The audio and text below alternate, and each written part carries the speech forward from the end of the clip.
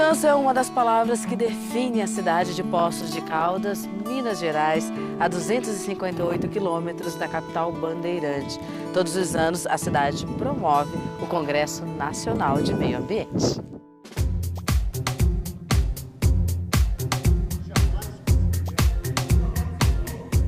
Com o tema Inovações e Soluções Tecnológicas Sustentáveis, a edição de 2016 contou com palestras, mesas de debates e um público afinadíssimo para discutir qual é o nosso papel quando o assunto é a sustentabilidade do planeta, Biosfera no Ar.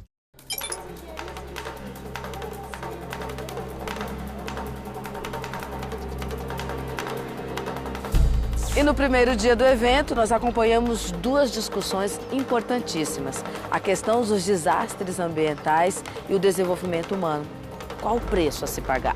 O preço que chama mais atenção são as mortes, né? É um número muito elevado de pessoas mortas, mas não só mortes, porque normalmente o que é reportado, né, na mídia é mortes e danos materiais. Mas a gente tem os danos sociais por causa dos desabrigados, dos desalojados, tem a perda da atividade humana, a gente tem danos sociais elevadíssimos e perdas econômicas também muito grandes.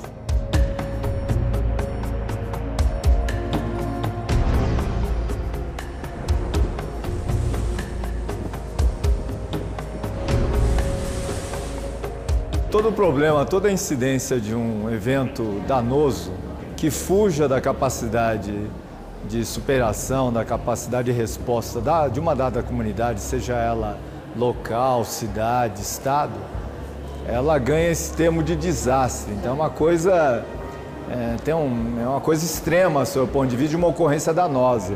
Desastre ambiental você pode entender como todo o conjunto. Epidemias de dengue, eles podem estar dentro dos riscos biológicos.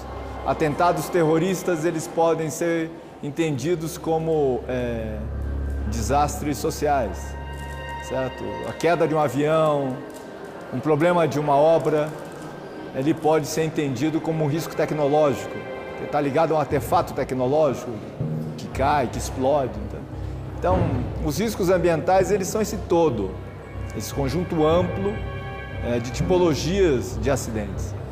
E o desastre natural são aqueles ligados à dinâmica natural do planeta. Terremoto, erupção vulcânica, escorregamento, inundação, ventos fortes, desastre da região serrana do Rio em 2011, desastre de Mariana. A própria ocupação do homem nesses locais que são sensíveis ambientalmente faz com que aquela região seja caracterizada como área de desastres. Porque se o homem não estivesse ali, se não tivesse um elemento interessante para a sociedade humana presente ali, não seria um desastre, seria simplesmente um evento de deslizamentos e não um desastre associado a deslizamento. O homem acaba atuando em duas frentes, né? Em potencializar a suscetibilidade e ele, ao se colocar ali, acaba caracterizando um desastre.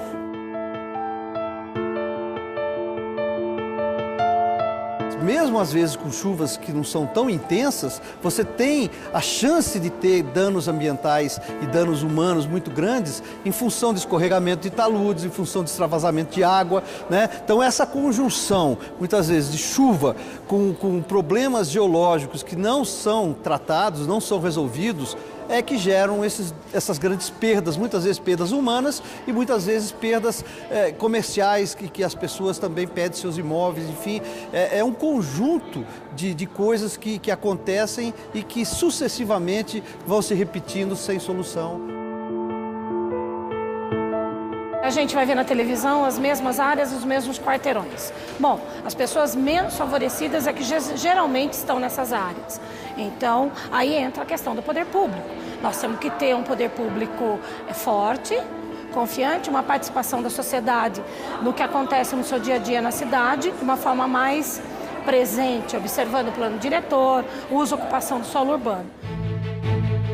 Muitas vezes imaginamos que os desastres naturais afetam apenas aqueles que vivem aparentemente em áreas de risco, topos de morro, regiões de deslizamento. Mas o problema é que quase sempre nos esquecemos que no meio da cidade em que vivemos Seja ela grande ou pequena, temos um rio, geralmente poluído, onde em épocas de chuva, todos, sem exceção, são afetados. A especulação imobiliária, a ganância do ser humano faz com que eles... Não, eu retifico, faz uma avenida em cima e eu fico de porta de frente para a avenida. Não, respeita o rio, faz com que as águas sejam respeitadas e a sua dinâmica também. Na hora das prefeituras fazerem a aprovação dos novos loteamentos, observar as áreas de drenagem superficial de água e respeitar essas áreas. Ok, mas a pergunta que fica é, diante de todas essas consequências ambientais, sociais, econômicas, biológicas, enfim, é possível reverter esse quadro? Não, mas você vai reverter 19 pessoas mortas, me diz. O impacto disso para as famílias. A perda de terra, propriedade, você não reverte. Você não dá para falar em remediação em desastre. Você dá para falar em prevenção. Esse papo de reverter não cola, não pode colar. Então, ou você evita que as grandes tragédias aconteçam, ou nós não estamos fazendo aquilo seriamente. Então, se existem todos os órgãos competentes, se existe lei, se existe toda uma matriz de competências institucionais e organizacionais, se existem regras nacionais e internacionais, se existe normatização técnica, onde é que está o problema? Por que você não consegue fazer com que as coisas entram num nível de desenvolvimento controlado, seguro? Tem que evitar. É possível tecnicamente evitar. Precisa de tomada de decisão.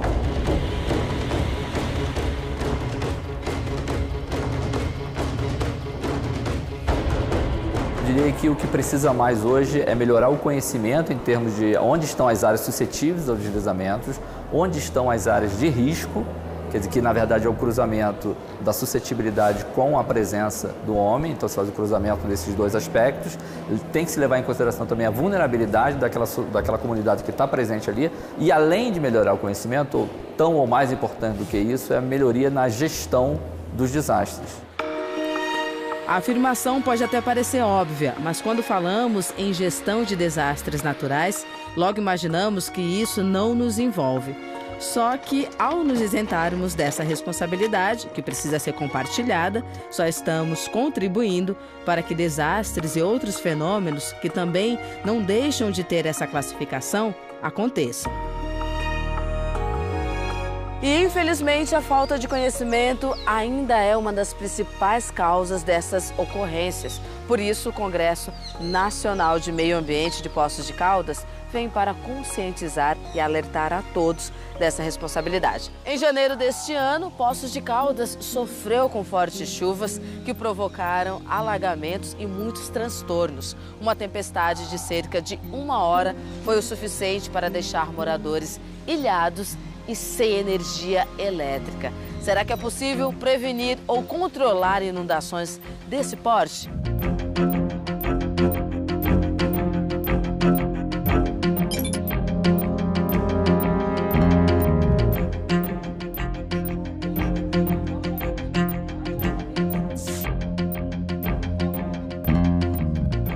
Poços de Caldas nasceu sob o estigma da água, né? Ela nasceu exatamente pela qualidade da sua água, uma água sulfurosa que foi proveniente do vulcanismo que aconteceu há 60 milhões de anos atrás. Então a água de chuva desce, fica lá cerca de 80 a 100 anos, circulando pela profundidade e volta enriquecida com sais minerais e numa temperatura de aproximadamente 40 graus. Essa água é aproveitada para o turismo. Agora as chuvas, a cidade de Poços de Caldas sempre foi uma cidade cortada por muitos córregos. E no início do século XX houve a necessidade de retificar esses córregos, secar a parte central da cidade para que a cidade tivesse ruas, tivesse uma estrutura de cidade, né? Só que depois a cidade começou a crescer muito, começou a impermeabilizar os topos de morros, a população começou a ocupar esses topos de morro e hoje em dia, o grande problema da cidade é que num curto espaço de tempo a chuva cai de forma muito intensa e a água escoa quase toda, ela não penetra nada e chega no centro da cidade, que é a única saída que nós temos de água para fora do Planalto, essa água fica, rapidamente ela extravasa, causando danos muito grandes.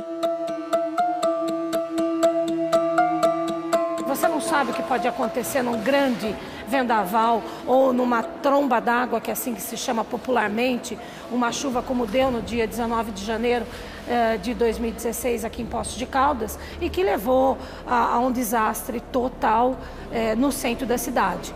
Pegou todo mundo de surpresa. Então, Defesa Civil tem que estar preparada, todos os secretários em plantão, em épocas de muita cheia.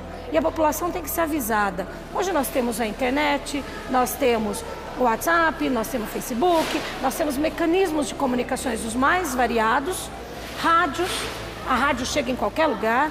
Então, esses instrumentos de comunicação, eles têm que estar alinhados com a administração pública para poder a população ficar sabendo. As prefeituras já deveriam ter centros de meteorologia, de climatologia ligado, pelo menos com um pluviômetro, para ter uma noção de quantidade de chuva que se cai, volume das águas dos seus rios, mapeado as suas microbacias hidrográficas e áreas que podem ser de alagamento e ter maior cuidado. Estar sempre atento aos temporais que, com o aquecimento global, eles vêm de forma muito carregada, num período de tempo pequeno, mas com muita força.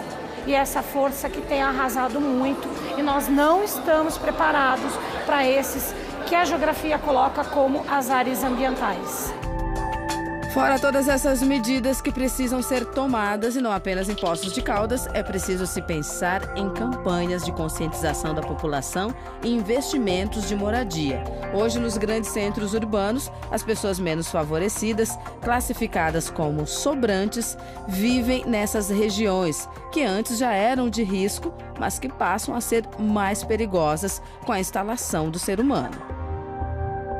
Normalmente as pessoas ocupam os lugares que deveriam estar reservados para o leito do rio, para o topo de morro, que é onde as pessoas não deveriam construir as suas habitações, né? Então o homem acaba cortando, escavando o terreno, reaterrando, lançando detritos, lançando esgoto e diversas outras ações que acabam potencializando a suscetibilidade do terreno de deslizamento. Eles continuam sendo ocupados, primeiro porque não existe um trabalho de fiscalização da ocupação, e segundo porque as pessoas, principalmente no Rio de Janeiro, as pessoas foram expulsas do centro da cidade há 80, 90 anos atrás e não tinham onde morar, então elas foram subindo os morros e ocupando lugares que não estavam destinados para moradia, né? Esses lugares, sem infraestrutura nenhuma, sem técnica nenhuma, as casas foram construídas em locais íngremes e que foram sendo escavados. Isso causou uma bomba relógio, que ao longo do tempo,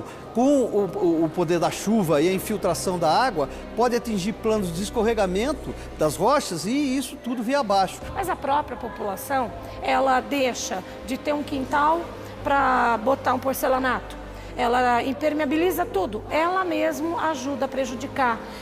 Existem mecanismos, sim, de gestão urbana para que isso possa ser revertido, mas não é da noite para o dia. A necessidade das pessoas morarem próximas dos seus lugares e a falta, muitas vezes, de investimento na manutenção dessas áreas é que causa, então, esse fenômeno social, né, que foi, principalmente no Rio de Janeiro, a ocupação de todos os morros, né? Nós temos isso também em São Paulo, em outras capitais, né?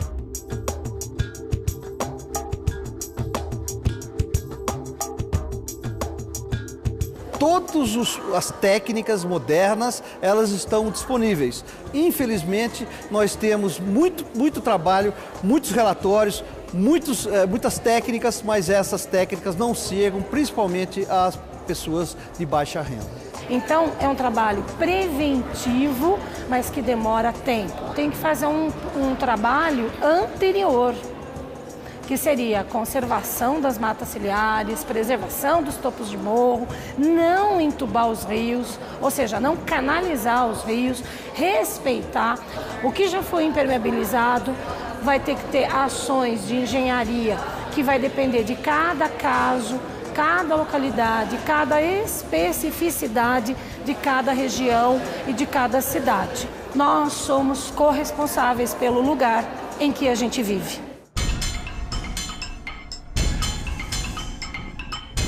As palavras de ordem são conscientização e planejamento.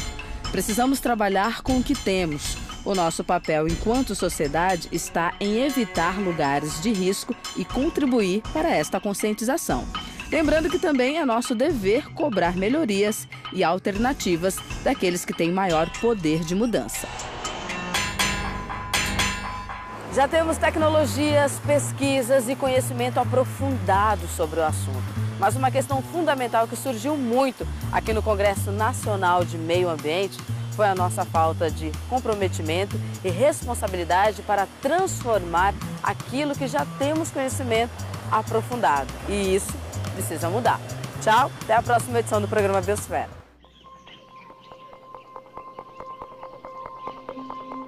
Jovens, ouviu o ensinamento da natureza.